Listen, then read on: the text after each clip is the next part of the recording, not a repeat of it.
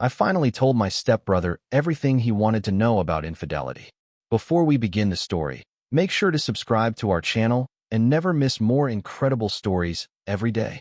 Cole cornered me outside the church hall where his fiancée was counting folding chairs, his jaw tight enough to break a tooth. "I want the whole truth about the cheating," he said, and the word landed like a chipped plate. I've spent years dodging that story, cataloging it, yes, but shelving it like a librarian hides an unreturned book behind safer spines. I'm Alex, mid-30s, conflict-averse to a fault. I log details when I'm scared, dates, times, screenshots, voicemail backups stored under bland names. Silence has protected a fragile peace, my mother's blood pressure, and my relationship with Cole that somehow survived 2 divorces and 3 houses between us.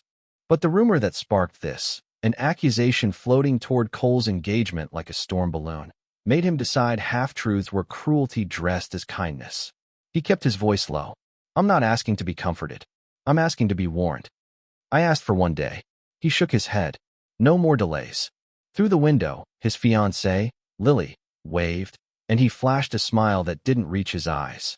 The church sound system coughed, and an usher pinned a notice to the corkboard about next Sunday's couples seminar. I pictured faces turning when our family name came up. I told Cole I had receipts, literal and metaphorical. He said, "Then stop protecting ghosts." The truth is I've stayed silent because truth has a way of making decent people look like villains for a few brutal minutes. But secrets rust every hinge they sit on.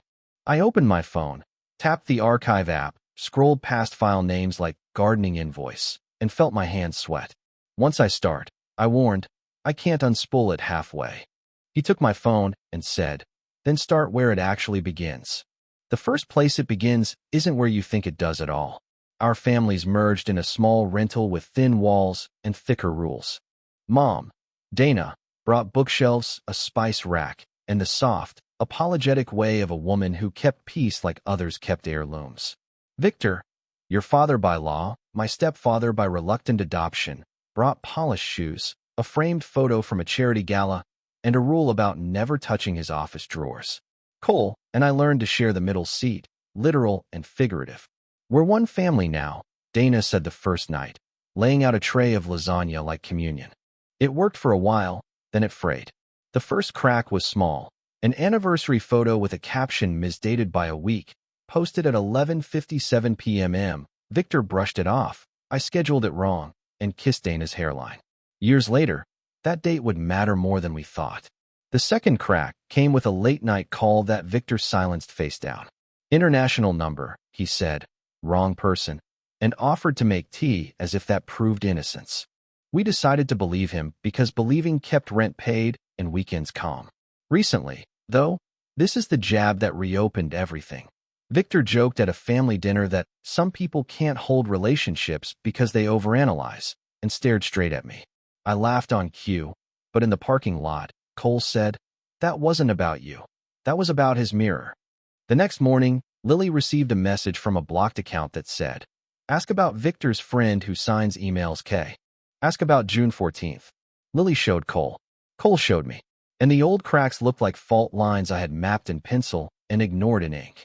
That was the first time I wished I'd printed the truth years earlier, not now. The evidence didn't arrive like a confession. It arrived like clutter. A misdated anniversary photo, late-night calls, and a text thread that looked wiped, replaced by a cheerful good morning that didn't match the hour. I had snapshots saved because I'm the kind of person who photographs a whiteboard before anyone erases it. I keep receipts not to punish but to protect against gaslighting, a word I hate using but keep needing. The call logs pinned June 14th at 2:03 a.m., a matching timestamp with a rideshare receipt that Victor left in a suit pocket I took to the cleaner for him once. In the pocket was a church bulletin with a handwritten note. K. Next Wednesday? On my laptop was an older backup Mom gave me during a screen-free purge years ago, her phone's entire archive up to 2017. It shouldn't have meant anything, but it did, because 2017 was the last time we celebrated Victor's sobriety chip, 3 years before a work trip that coincided with what I now know were Tuesday night dinners that weren't work. I stared at threads with missing chunks, at iCloud downloaded attachments, folders populated by photos of table corners, wine stems, and once, a wrist with a faint freckle I would later match. You're reading shadows, I told myself. Then I found a voicemail transcription saved as a note, dated June 15th, 1:11 a.m. You left fast. Next time, leave the toothbrush. It wasn't Dana's voice. It wasn't mine. I played the original voicemail and heard a soft laugh I never heard in our house. That was the hour I realized the wiped texts were a map hiding in plain sight. Pressure built quietly. Cole wanted specifics, not vibes. Names, he said. Dates, places. No poetry. We met at Nelson's Diner because Aunt Rosa likes the coffee there, and people keep their voices down. Victor had invited us to dinner the same evening, our phones lighting up with "family night!" exclamation points. At the restaurant, he put on charm like a starched shirt. You know how rumors travel, he said, flipping the menu without reading it. Dana pressed my knee under the table. Stop, please, and I tried to, until Rosa unfolded an index card with dates scribbled in tidy rows. His office late nights were always Tuesdays, she said simply. Victor smiled. Rosa, you love your theories. Then the server dropped a laminated check presenter with an errand clipped to it. A white envelope from a process server who'd recognized Victor from the charity photo, addressed to him, marked personal and confidential. He waved it off. Harassment, he said, but I saw his hand tremble. After dinner, while we were in the lot, my phone buzzed with a voicemail. The transcription, tell him to stop showing up at the hotel bar. It's over. I played it on speaker. There was that same soft laugh, then a sigh of irritation. Victor laughed too loudly. Pranks, he said, then called it a deep fake, then suggested I was addicted to drama. Cole held up his palm. Enough. I told Victor I'd verify the number. He said, or you could grow up and let your mother breathe. Behind us, the church bell rang the quarter hour. Victor's eyes hardened when I asked if he knew anyone named Kara. Lines were drawn without ink. Dana pleaded for context, that much-abused word. Families survive worse, she whispered. Cole's fiancée, Lily, who had been brave enough to forward the anonymous message, set her own boundary. No wedding planning until this fog lifts. Victor called that extortion, which reflected more on him than on her. Aunt Rosa kept it simple. Document. Don't argue. She slid me a small USB labeled garage, explaining she'd found it in a box of 4th of July decorations at Mom's, wedged behind plastic flags. If it's nothing, she said. I promised to handle it carefully. Dana wept and asked whether truth could wait until after the engagement party, because anniversaries shouldn't get tied to pain. The language told me she remembered dates too, just not publicly. Cole knocked on my door that night with a spiral notebook. Let's outline, he said, voice exhausted. If we're going to look, let's actually look. I warned him that the truth might ricochet. If it destroys us, it was already destroying us, he replied. In the morning, Victor texted the family group chat a photo of donuts and wrote, sugar tax for tense people, as if glaze could coat shame. I didn't respond. I took the USB to my place, opened the folder structure, and found a backup of an old Android under the alias _all. It wasn't Dana's, and it wasn't mine. Inside were photos of a hotel room with a patterned carpet I recognized from the downtown Riverside. The timestamp on those photos overlapped exactly with Victor's church committee nights. I went to the storage unit where we keep the sentimental detritus of better seasons. Boxes labeled Thanksgiving, school plays, and the misfit electronics tub where chargers tangled like seaweed. I found Mom's old phone, the one she replaced in 2018, and the iCloud backup drive she'd sworn she wiped. She hadn't. On it, I discovered email rules auto-forwarding anything from _hall to a folder called Travel. The alias used a throwaway provider, but the headers carried IPs that pinged the same 3 places: our house, Victor's office, and the Riverside. I'm not a hacker, I'm a librarian. But metadata is metadata. The overlapping timelines were too neat to be coincidence. There were calendar invites labeled Committee, always Tuesdays, ending conveniently before midnight. The committee sometimes met at a wine bar. The bank statements, those came from a shared printer queue I'd cleared for Mom after her laptop froze, showed cash withdrawals every second Tuesday. The amounts weren't extravagant, but they were consistent. I built a simple chart in my notebook. Dates, locations, amounts, names mentioned, any attachments. Beside June 14th, I wrote, rideshare 2:03 a.m. Voicemail 1:11 a.m. Hotel carpet match, Dana home by 10. The human part of me wanted a way out, some innocent explanation that fit all the facts. The factual part of me saw a pattern and wrote pattern. I called the Riverside and asked if they hosted a Tuesday church committee. The clerk laughed. Tuesdays are industry night at the bar. I stared at the word industry and understood whose industry it really served. Evidence breathes when you let it, and it suffocates when you argue with it. I took Aunt Rosa to Nelson's diner because she remembers names without making enemies. We met Angela, an ex-friend of Victor's from a Chamber of Commerce group, who stirred her coffee and said, "He isn't special, he's practiced." She didn't sneer, she sounded tired. Angela confirmed a pattern. Arrive first, order club soda with lime, scan the room, text someone, leave before the check. He liked being almost caught, she said. Back at home, I compared bank statements and found a peculiarity. Small charges at a florist on weeks without holidays, always following a Tuesday. The notes field read card on file. Another breadcrumb. Victor's shared calendar showed a recurring board prep on Wednesdays at 8 a.m., yet emails from K_Hall referenced thanks for yesterday at 7:10 a.m. I printed the headers, highlighted the server times, and wrote in the margin, time zones match ours. Not sent from Europe. When I confronted Victor with the florist charges, he shrugged. I like fresh dahlias, he said. Sue me. Dana closed her eyes. Cole's nostrils flared. I asked to see the receipts. Victor said, grow up. I called the florist. They remembered him. Always dahlias, always a short note. The owner said, voice careful. Different names on pickup. When I asked, Kara? There was a pause, and then, we don't confirm customers. I thanked them anyway and logged it. That was when Cole asked whether the next call should be to Lily's parents. The mini twist was not subtle. It was an 8-year thread of messages that read like a diary with missing pages.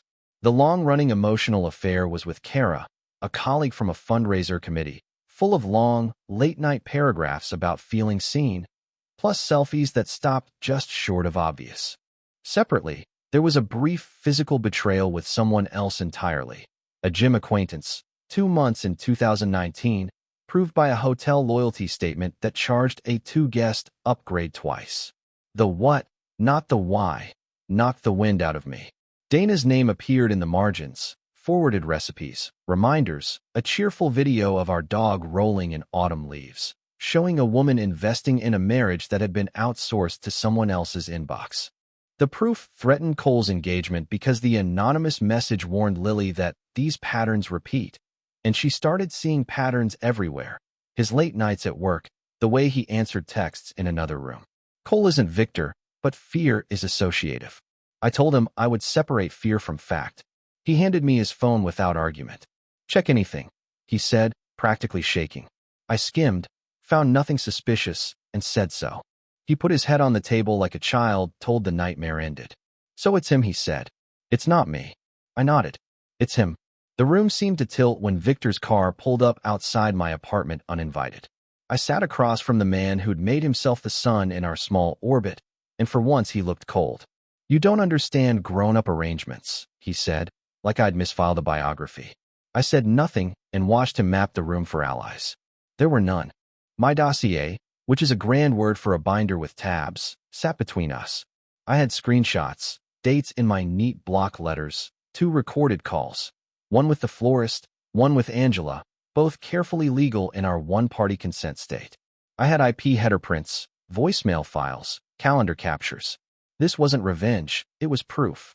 The ethical crossroads felt like a physical doorway. Tell Cole everything and crush Dana anew, or tell Dana privately and watch Cole read silence as betrayal. I imagined Lily postponing the wedding, church gossip warming their hands at our family's expense. I thought of Aunt Rose's steadying mantra, document, then decide, and of therapist Nguyen's card I kept, and used, since last winter when I considered untangling my people-pleasing. I called Nguyen's office. I need a facilitation session, I said. Family, evidence, boundaries.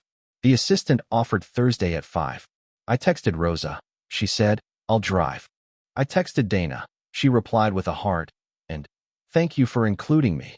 I texted Victor last. Thursday, 5 p.m., Nguyen's office. Please attend. He responded with a thumbs-up emoji that felt like a smirk. Cole wrote, if this spins, I need the truth faster than the spin. The close call came at a pre-engagement family dinner, catered in the church hall because bookings were tight and money was tighter. Victor toasted transparent love with the confidence of a magician distracting with silk scarves. Dana looked lovely and frail in the same breath. Between the potato salad and the coffee, Victor leaned in, voice barely above the cutlery clink. If you speak at that session, he said, I'll remind your mother who paid for your degree. I paid for my degree with a patchwork of grants, shifts, and a late aunt's inheritance, but the threat wasn't factual, it was structural. It reminded me he believed love should feel indebted. I almost caved. Dana touched my sleeve and whispered, please wait, which almost felled me completely. Then Aunt Rosa stepped between us like a drawbridge closing and asked, light as air, do we need more napkins? It broke the spell.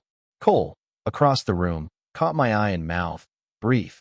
On my way to the kitchen, I overheard Victor telling a deacon, kids love drama. We're just old-fashioned. The deacon murmured sympathetically. I washed my hands in cool water, stared at my reflection, and reminded myself of the evidence, not the emotions. As I dried my hands, my phone buzzed. An unknown number texting. He's lying to all of you. Asked for the green scarf photo. When I opened the attachment, the green scarf wasn't on Kara's shoulders at all. Controlled disclosure, not a public execution. That was the rule. Therapist Nguyen's office smelled faintly of eucalyptus and printer toner. He greeted us with that gentle calm I distrust until I need it. We sat. Me, Cole, Dana, Victor, and Aunt Rosa, with Lily waiting outside for whatever came after. I handed Nguyen the binder and a drive with duplicate files. I'll share on the screen, he said, and walked us through the structure like a librarian reading a map aloud. He set ground rules. No raised voices. No interruptions longer than 15 seconds. Facts over adjectives. My heart beat like a jackhammer. I started with the green scarf attachment. It showed Kara holding not her scarf, but Dana's, the one Victor bought for their 10th anniversary, a limited edition with a stitch date that was wrong by 1 week. The scarf's date, I said, matches Kara's Instagram caption on June 14th. Nguyen clicked to the florist charges, the loyalty statements, the voicemail audio, Victor's laugh ghosting beneath someone else's. Dana pressed a tissue to her lip. Cole stared at his hands. I am asking for correction if any of this is wrong, Nguyen said. Silence will be treated as non-dispute. Victor rubbed his temple. You're humiliating me, he said finally. No, Rosa said. You did that first. Nguyen asked me to play the recorded call, where Victor confessed a detail he couldn't possibly have guessed. The big reveal wasn't theatrical, it was administrative. Side-by-side timelines, message headers, and call logs formed a neat grid that left no room for doubt. Nguyen highlighted the recurring Tuesday pattern, the rideshare after midnight, the florist notes, the loyalty upgrade. Then he played a clipped phone conversation from last month. Victor and Kara arguing about, no more Tuesday hotel, your scarf gets noticed, and Victor hissing, I'll tell them it's church donors. It was Victor's voice, the exact cadence he used on telemarketers. Mask slipped. His denial shifted to blame. If Alex weren't such a snoop, none of this would matter. Cole's chair creaked as he leaned forward. It matters because people were lied to, he said. Dana asked one question, steady. Was there protection? Victor looked insulted by the practicality. I'm not reckless, he muttered. Nguyen pivoted to motives. Loneliness, ego, boredom, revenge. Which applies, he asked. Victor swallowed. I like being wanted, he said, and I watched Dana's mouth tremble. Grief and relief braided together because at least she wasn't crazy. Nguyen ended the session by summarizing agreements. Financial transparency, device openness, separation pending counseling decisions. Lily texted Cole from the hallway. I'm here.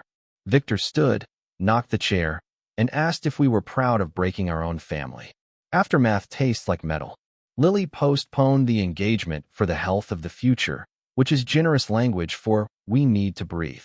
The church hall gossip machine whirred into action. A sympathetic neighbor brought over a casserole and an unsolicited prayer. Victor went into PR mode, telling anyone who'd listen that the kids weaponized data. He called me vindictive on a voicemail I saved but won't play. Practical consequences stacked. Dana separated bank accounts. Rosa took her to the credit union, and Cole helped move boxes into a small rental where the locks clicked like punctuation. I paid a price too. At work, exhaustion made me sloppy. I reshelved returns in the wrong place, forgot a patron's interlibrary loan, and apologized 3 times in 1 hour. When summary email arrived, bullet points underscoring agreements, a list of next steps, a reminder that accountability precedes reconciliation. Cole and I argued about whether to tell Lily's parents everything. He wanted to spare them. I wanted transparency. We found middle ground. Facts only, not color. Victor texted a photo of a therapist's card as if to prove he was doing the work, then missed 2 appointments and blamed traffic. The anonymous texter sent one final message. Kay is moving out of state. You have a window to heal. Dana asked to meet alone and warned there was a part one still didn't know. Repair isn't a public spectacle. It's a list of small, quiet tasks. Dana and I sat on a park bench and counted the realities: grief, shame, relief, anger, rent due. She confessed that, years ago, in the early thin-wall apartment era, she'd had a near affair, emotional, never physical, with a colleague who listened too intently. I ended it when I saw myself lying, she said. Then I spent the next decade trying to be flawless to atone. It contextualized her silence. She believed confession destroys more than it frees. We made new rules on paper. Device openness for Victor if he wanted any contact, a written boundary agreement for holidays, and a rule that no one asks Dana to mediate. We gave Cole one task: couples counseling with Lily to separate inherited fear from present truth. We gave me 2 tasks: sleep and stop hoarding responsibility like a dragon hoards coins. Gwen suggested a truth ledger, not to weaponize, to memorialize. Aunt Rosa, practical as ever, helped Dana set up account alerts and taught her to question kindness that came wrapped in secrecy. Victor sent flowers with a note. Fresh start. Dana took a photo for documentation, then donated them to the church altar. Later, Cole texted, "Boundaries feel cold," and I replied, "They're clothesline poles. Hang what's clean on them." We felt steadier until Victor asked to make a statement at church this Sunday. Reflection arrived on a Tuesday. I did not spend reading loyalty statements. I walked past the riverside and kept walking, counting my breaths until I could name what honesty costs and what it saves. It costs illusions and the kind of holidays that run on autopilot. It saves sanity, sleep, and the time you waste twisting yourself into agreeable shapes. At Nguyen's office, we turned hard talk into paper. If Victor wanted contact, he would grant full device visibility for a defined period, attend weekly counseling, assume all debts he created, and apologize by naming actions, not feelings, not fog. He signed like a man accepting a package he didn't order. Cole squeezed Lily's hand and said, "I will not repeat what broke me, because I will notice when silence starts lying." Lily didn't promise a date. She promised a process. That felt like adulthood. Dana moved into a small place with light across the kitchen floor at 9 a.m. and bought a modest coffee maker just for herself. She texts me pictures of the first cup most mornings, steam rising like a private weather report. Aunt Rosa labeled a folder "Finished Business" for now and tucked the binder behind tax returns, proof that truth can be archived without being worshipped. I told Angela at the diner thank you, and the florist too, because witnesses keep reality from slipping. I sent Kara a single message. "We are resolving this. Please do not contact my family again." She did not reply. At church on Sunday, Victor asked to speak. Gwen had warned us. Boundaries don't make you rude. They keep you safe. I told the deacon. We decline. The microphone stayed where it was. There was no public scene, no fresh spectacle for the bulletin board. After the service, Victor approached me on the lawn and managed something close to quiet. "I'm sorry for lying," he said. "Not sorry I found out. Not sorry I made a binder. Sorry for lying." I nodded and said, "Thank you for saying that." And then I walked away because acceptance without access is still acceptance. Here is what I keep. A timeline, not an alibi. Headers, not promises. One rule that fits in a pocket. When someone asks for the truth, give it once, whole, with dates, and let them own what they do next. If love survives that, it's love. If it doesn't, you didn't destroy it. You stopped embalming it. That night, I brewed coffee in Dana's new kitchen, watched the steam drift across the same 9 a.m. square of light gone soft with evening, and realized the story was finally over.